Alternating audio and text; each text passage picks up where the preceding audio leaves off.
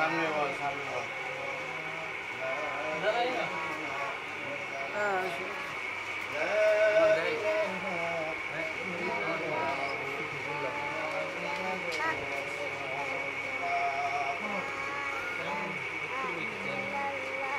তাইলে আমরা কি হতে চাই?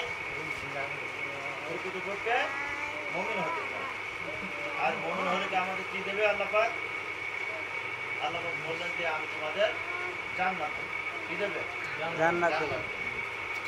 এই জান্নাত লাভের আশায় এবং আমাদের জীবনকে ভালো করার জন্য। কিসের জন্য?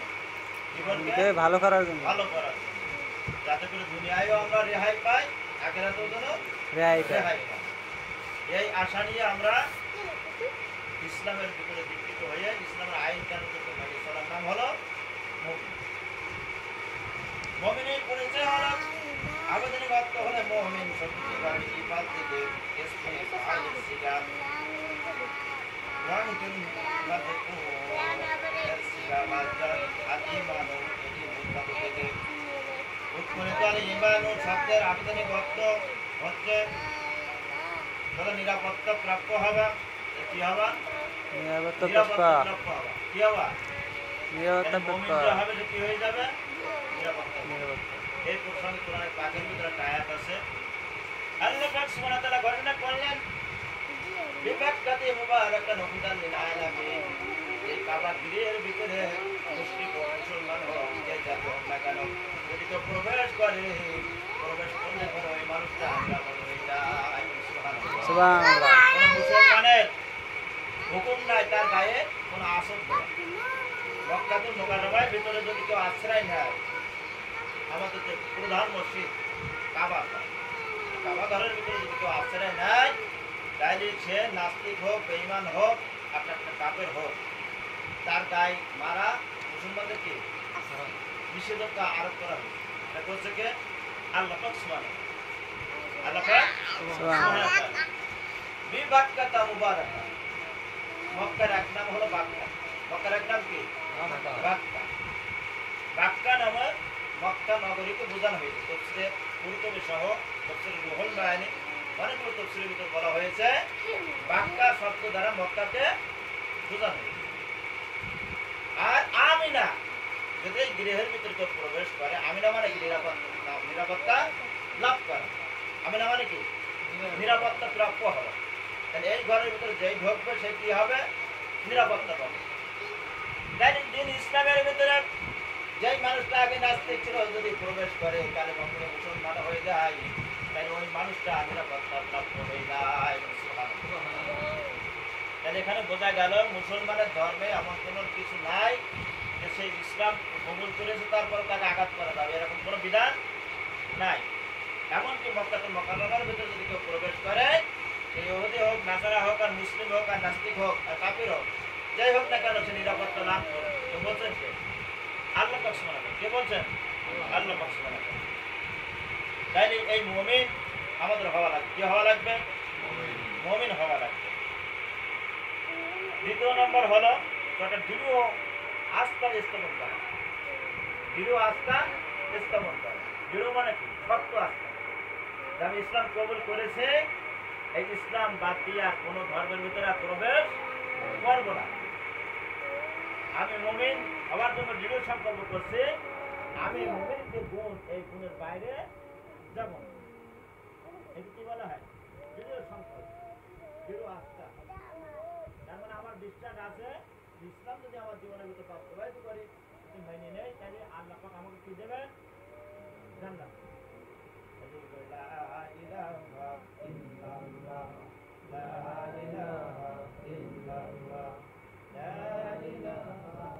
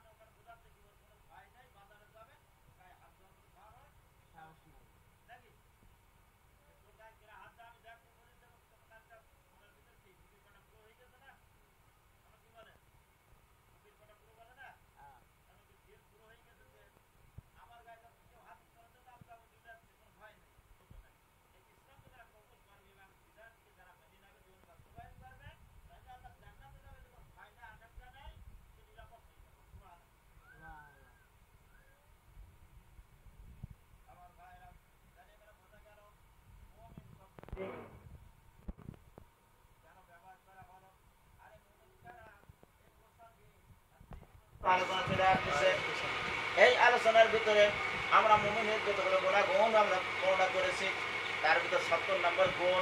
এই গুণটা যদি কোনো মুমিন পালন করতে পারে, এই 7টি গুণ যদি পালন করতে পারে, তাহলে পরিচিত পক্ষে আল্লাহর জান্নাতের বাসিন্দা দুনিয়াতে হয়ে গেল। সুবহানাল্লাহ। তাহলে এই গুণগুলো যদি আমার ভিতরে অর্জিত হয়, তাহলে কি হবে? আমি পরিচিত পক্ষে মুমিন হয়ে গেলাম, আর জান্নাতের সার্টিফিকেট পেয়ে গেলাম কোথাতে? জান্নাতের সার্টিফিকেট পেয়ে গেলাম এই দুনিয়ার থেকে, আমার কোনো ভয় নেই।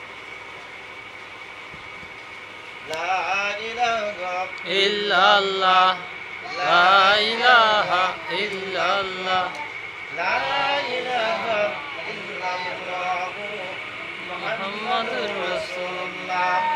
এর পারিবারিক সংজ্ঞা মুমিন, এর পারিবারিক সংজ্ঞায় বলা হয়েছে আল মুমিনুনা হুয়াল্লাযী সাদ্দাকান নবী সাল্লাল্লাহু আলাইহি সাল্লাম বিমা জাআ বিহি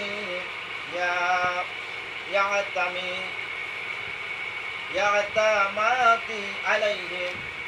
অর্থাৎ মুহাম্মদ সাল্লাল্লাহু আলাইহি ওয়াসাল্লাম জানিয়ে এসেছেন, তার উপর নির্ভর করে তিনি তাকে সত্যায়ন করেছেন, তাকে মুমিন বলে। রাসূল পাক সাল্লাল্লাহু আলাইহি ওয়াসাল্লাম দুনিয়ার ভিতরে জানিয়ে এসেছেন, সেটাকে বিশ্বাস করে যদি তার উপর আস্থা স্থাপন করে চলাফেরা করে, তাকে কি বলা হয়? তাকে বলা হয় মুমিন। এর বাইরে চলাফেরা করা মুমিন বলা যাবে? যাবে না। তাহলে এখানে বোঝা গেল যে রাসূল পাক সাল্লাল্লাহু আলাইহি ওয়াসাল্লাম জানিয়ে এসেছেন, সেটা বিশ্বাস করে যদি কেউ মান্য করে চলে, তাহলে তাকেই বলে মুমিন। আর অন্য আয়াতে কারিমের ভিতরে বলা হয়েছে মুমিন যদিও মুসলিমের মধ্যে পার্থক্য আছে। মুমিন শব্দটি আল ঈমানও থেকে আর মুসলিম শব্দটি আল ইসলামও থেকে নির্গত। সুতরাং আল ঈমান আল ইসলাম এর মধ্যকার পার্থক্য মূলত মুমিন ও মুসলিমের মধ্যে পার্থক্য। তাই ঈমান আর মুসলিম এই দুটোর ভিতরে কি মূলত পার্থক্য? মুমিন আর ঈমানদার কারে বলে, মুসলিম কারে বলে? তাহলে এই মুসলিম যারা আমরা হব, তাদের এই কোরআন অনুপাতে জীবন পাঠ করতে হবে এবং রাসূলের সুন্নাহ অনুপাতে জীবন করতে হবে। তাহলে কি হবে? আমরা কামিয়াব হব। লা ইলাহা ইল্লাল্লাহ, লা ইলাহা ইল্লাল্লাহ, লা ইলাহা ইল্লাল্লাহ, লা ইলাহা ইল্লাল্লাহ, মুহাম্মাদুর রাসূলুল্লাহ। আলহামদুলিল্লাহ, লা ইলাহা ইল্লাল্লাহ, লা ইলাহা ইল্লাল্লাহ, লা ইলাহা ইল্লাল্লাহ, মুহাম্মাদুর রাসূলুল্লাহ। হাদিস শরীফে আছে আল ঈমানু লিমান লা আমানাতাহু লাহু। যার আমানতদারিতা নেই তার ঈমান নেই। আমানতদার বলতে কি বোঝান? কিছু বোঝেন? আপনার কাছে কিছু গোছের সম্পদ রাখা হয়েছে, যথা সময়ে সেই সম্পদকে ফেরত দেওয়া, এটা কি বলা হয়? আমানত। তো বিভিন্ন দিক দিয়ে হইতে পারে, টাকা হইতে পারে, সম্পদ হইতে পারে, অন্য অন্য দিক নির্দেশনাও আছে, এগুলো আমানতের অন্তর্ভুক্ত। এখন এই আমানত যদি আমি পালন করি, তার কি হবে? 1 নম্বর হলো ওই ব্যক্তির কর্তব্য বুঝে দেওয়া হলো যে আমি তার আত্মীয় হিসেবে আমার হক আদায় করলাম ওই ব্যক্তির। এবং 2 নম্বর হলো আত্মীয়তার বন্ধনকে আর অটুট করলাম। কি করলাম? আত্মীয়তার বন্ধনকে অটুট করলাম। এটা আল্লাহও খুশি হলো, আল্লাহ রসুলও খুশি হয়ে গেল। অর্থাৎ যার আমানতদারিতা নেই, তার ঈমান নেই। আল কোরআনে পাকের ভিতরে বলা হয়েছে যে ইন্নাল্লাহা ইয়ামুরুকুম আন তাকদ্দামা ওয়াল ঈমানা আমানাতাহু আহলাহা। অর্থাৎ নিশ্চয় আল্লাহ তাআলা তোমাদেরকে আমানতদার হকদারের কাছে আদায়ের আদেশ করেছেন। তাহলে যার কাছে আমানত রয়েছে সে যদি দিতে না চায়, আর যারা মুসলিম আছে তারা কি হবে? সম্মিলিতভাবে সেটাকে আদায় করার চেষ্টা করবে, তাকে আদায় করে যে প্রাপ্য ব্যক্তি তাকে দেওয়ার চেষ্টা চালাইতে হবে। এই চেষ্টা চালাইলে কি হবে? ওই ব্যক্তির যে আরোপিত কথা ছিল, ওই সময় চুক্তিপত্র হয়েছে, চুক্তিটা পূর্ণ হলো, আল্লাহর আদেশও মান্য করা হলো। আল্লাহর আদেশ কি হলো? মান্য করা হলো। আমার ভাইয়েরা, এই জন্য বলা হয়েছে মুনাফিকের নিদর্শন 3টি। 1 নম্বর হলো, প্রথম হলো কথায় কথা মিথ্যা বলা, আর আমানতকে খেয়ানত করা, অঙ্গীকার করে ভঙ্গ করা।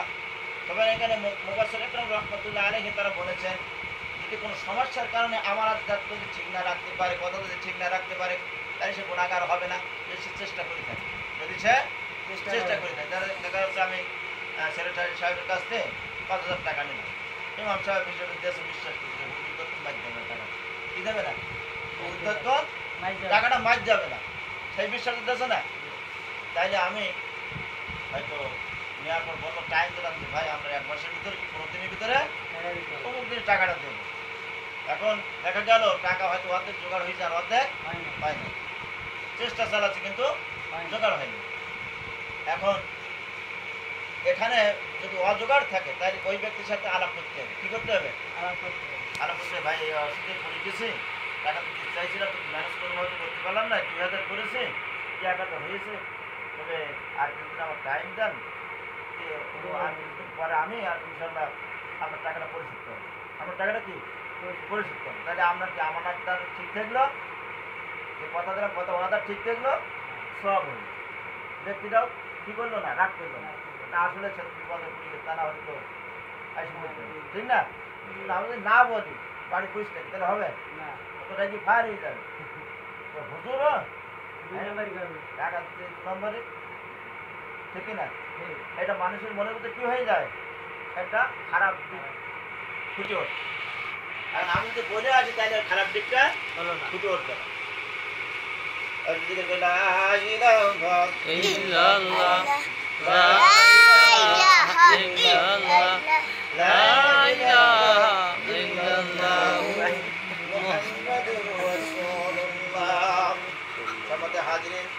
এখানে বোঝা গেল যে আমানতদার এই কথাকে ঠিক রাখতে হবে। এই কথাকে যদি আমরা ঠিক রাখতে পারি তাহলে পরে পরকালীন জীবনে আমরা কামিয়াবি হব। আর আল্লাহ পাক রব্বুল আলামিন এই কামিয়াবি হওয়ার কারণে আমাকে জান্নাত প্রদান করবেন। কি প্রদান করবেন? জান্নাত। তাহলে আমরা আলোচনা করছি কয় নম্বর কারণ, কয় নম্বর গুণ? 7 নম্বর। কয় নম্বর? 7 নম্বর। তার মানে এটাই হলো সমাপ্তি। এই আলোচনা শেষ হলে মুমিনের আলোচনা শেষ হয়। আল্লাহ পাক রব্বুল আলামিন কোরআন হাকিমের ভিতরে বললেন যে তোমরা আনিল লাগোই মুগরিদুন, অনার্থক কথাবার্তা থেকে নিজেদের হেফাজত করো। অনার্থক কথাবার্তা মানে কি? যেই কথা বললে ইসলামের ভিতরে কোনো উপকারিতা নাই, এই কথা কি? অনার্থক কথা। এই অনার্থক বিষয়াদি থেকে নিজেদেরকে হেফাজত করো। তাহলে এখানে বোঝা গেল কথার মধ্যে সওয়াব হয়, আবার কথার মধ্যে কি হয়? গুনাহ। এখন আপনি বললেন যে হুজুরের সাথে আমরা ভালো পরিচিত আছে, একটা নয় বলে হুজুর ওই ব্যক্তি তো ওই যাবে সুদখোর, হুজুর ওই ব্যক্তিটা হলো ঘুষখোর, ওই ব্যক্তিটা আমি চোর, এরা আমি হুজুরের সাথে বলি, মনে করি হুজুরের সাথে ভালো মানুষের সাথে করতে অসুবিধা। আর এখানে আমরা কি গোনা হচ্ছে? কবিরা গোনা হচ্ছে। আর যদি ওই দোষ ওই ব্যক্তির মধ্যে না থাকে তাহলে বহতান বলে। কাকে কি বলা হয়? বহতান। কবিরার চেয়েও মানে জেনার চেয়েও নিকৃষ্ট গোনা হচ্ছে, আমরা সবচেয়ে বড় গোনা হচ্ছে, কারণ তার ভিতরে দোষ নাই। আপনি বলতেছেন দোষারোপ করছেন সব, তাহলে এই দোষকে বর্ণনা করলে কি হয়? বহতান বলে। ওই ব্যক্তি যতক্ষণ আপনাকে মাফ না করবে ততক্ষণ কি হবে না? মাফ হবে না। আর গীবত কারে বলে? আল গীবত আশাদ্দু মিনাজ জিনা। রাসূল পাক সাল্লাল্লাহু আলাইহি ওয়াসাল্লাম বলেন যদি কেউ নামে গীবত করে তাহলে জিনার চেয়ে নিকৃষ্ট। জিনা করলে যে গোনা হবে তার চেয়েও বড় গোনা। জিনা করলে যে গোনা হবে তার চেয়েও বড় গোনা। আর গীবত কি? আপনার ভিতরে একটা ত্রুটি আছে। এখন আমি লোকের সাথে বলি, হ্যাঁ দিকে তো আগে ওই ব্যক্তি বিড়ে টানে, কথার কথা, কি ওই ব্যক্তি গাঁজা খায়, ওই ব্যক্তি অনেকের সাথে কথা বলে নেয় মহিলার সাথে, আর সারা জায়গায় কি এটা রটাই বেরোলে, এটা কি বলে? বিবাদ। এই জন্য প্রিয় নবী সাল্লাল্লাহু আলাইহি ওয়াসাল্লাম হাদিস বর্ণনা করেছেন যে রাসূল কাম সাল্লাল্লাহু আলাইহি ওয়াসাল্লাম বললেন যদি কোনো ব্যক্তি কোনো মুসলমানের দোষ গোপন রাখে, কি রাখে? কোনো মুসলমানের দোষ কেউ গোপন রাখে, আল্লাহ পাক রব্বুল আলামিন আখিরাতে এবং দুনিয়াতে তার দোষ আল্লাহ গোপন রেখে দেবে। সুবহানাল্লাহ। এর উপকারিতা কি? কেউ যদি দোষ করে ফেলে আর সেই দোষ কিন্তু কেউ গোপন রেখে দেয়, তাইলে তার দোষ আল্লাহ কি রাখতো? গোপন রেখে। আর তুমি একজনের দোষ দেখে যাও, দেখার পরে তুমি ওপেন করে দিলে তোমার দোষ সারা জায়গায় ওপেন হয়ে যাবে। আর ওই ব্যক্তি সাক্ষী হয়ে গেল। ওই ব্যক্তি কি হয়ে গেল? সাক্ষী হয়ে গেল।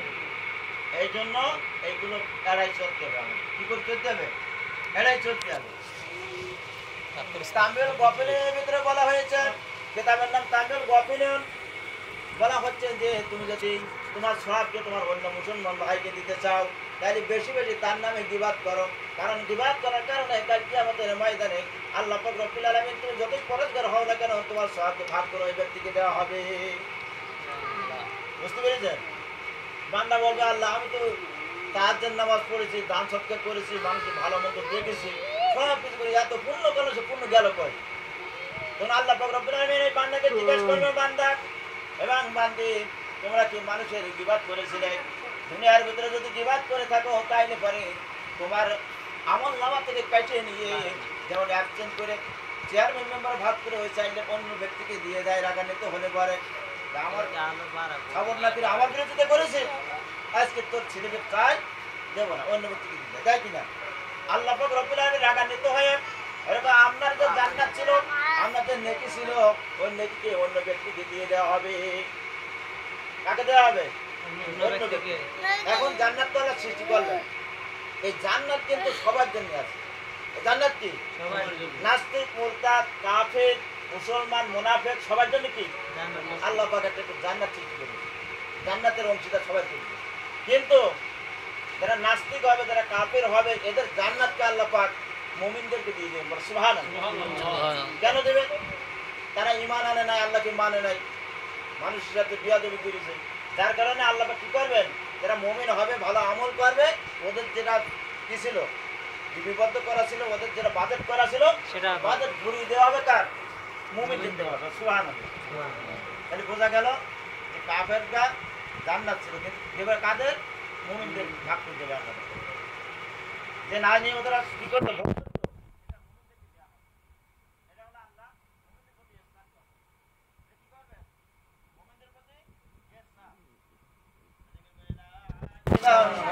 illallah, la